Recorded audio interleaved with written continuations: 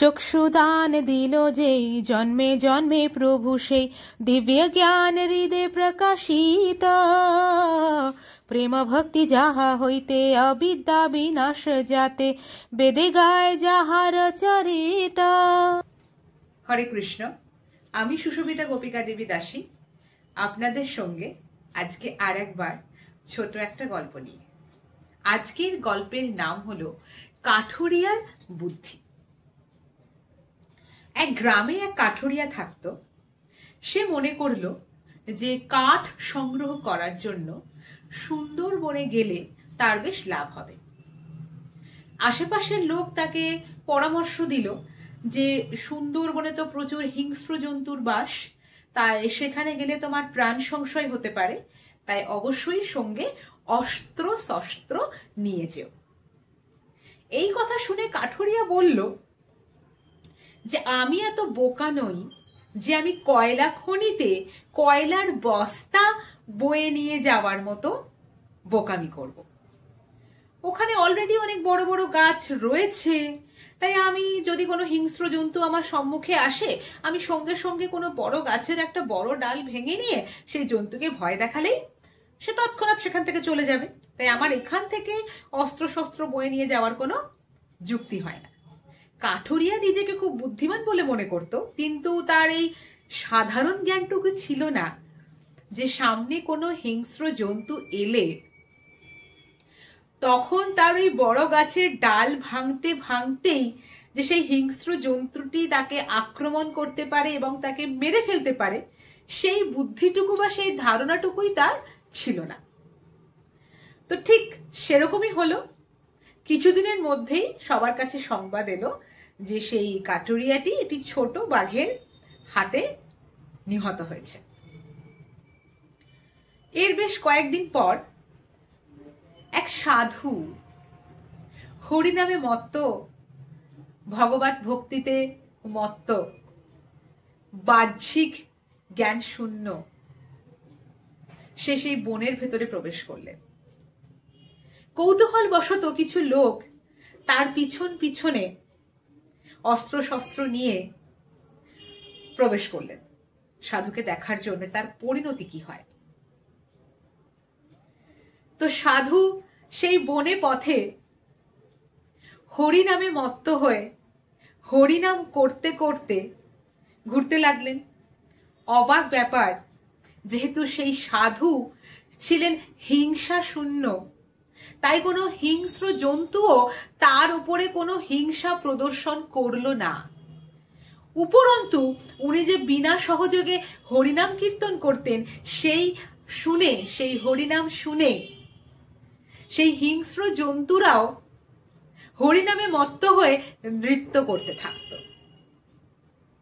সেই দেখে সেই অস্ত্র শস্ত্রধারী কিছু যে লোক সাধু বাবার পিছন নিয়েছিলেন তারা খুব অবাক হলো।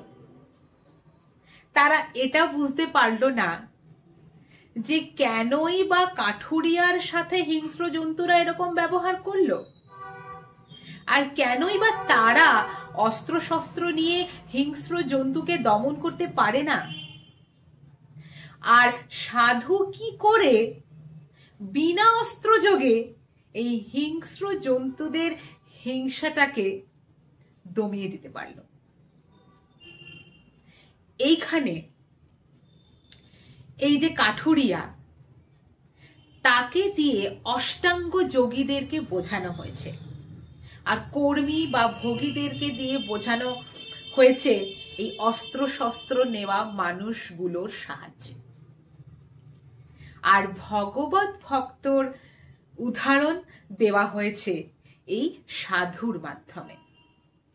অষ্টাঙ্গ যোগীরা মনে করে যে তারা এই যম, নিয়ম, প্রাণায়াম, আসন ইত্যাদির দ্বারা ইন্দ্রিয়কে বশীভূত করতে পারবে, কিন্তু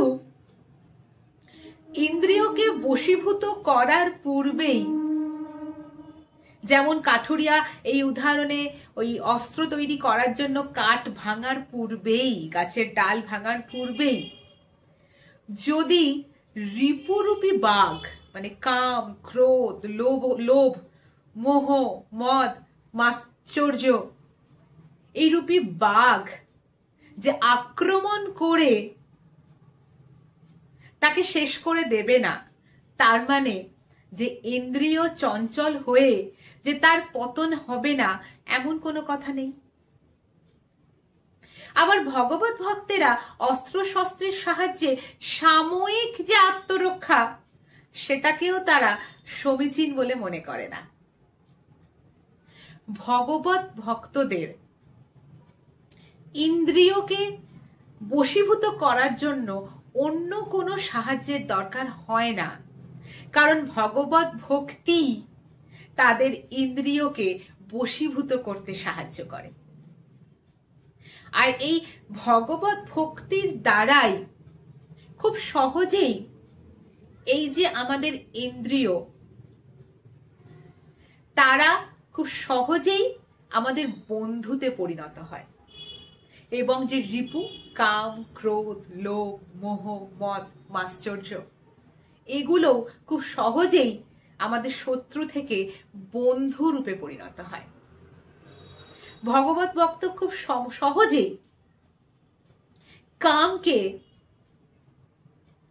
ভগবানের সেবাতে কাজে লাগায়, ক্রোধকে ভগবত বিদ্বেষী বা ভগবত ভক্ত বিদ্বেষীদের বিরুদ্ধে কাজে লাগায়, লোভকে হরিকথা শ্রবণে কাজে লাগায়, মোহকে ভগবানের সেবা আমি পেলাম না সেই কাতরতায় কাজে লাগায়। আর কারোর কাছে, কোনো ভগবত ভক্তের কাছে মাৎসর্যের কোনো জায়গা নেই, কারণ তারা কখনোই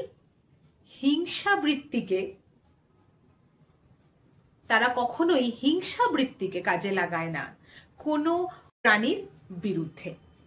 তাই মাৎসর্যের কোনো জায়গা নেই ভগবত ভক্তের কাছে। তাই যদি ইন্দ্রিয়কে বশীভূত করতে হয়, তার একমাত্র পথ হলো ভগবত ভক্তি বা হরি নাম। সেটাই একমাত্র পথ আমাদের চঞ্চল ইন্দ্রিয়কে বশীভূত করা।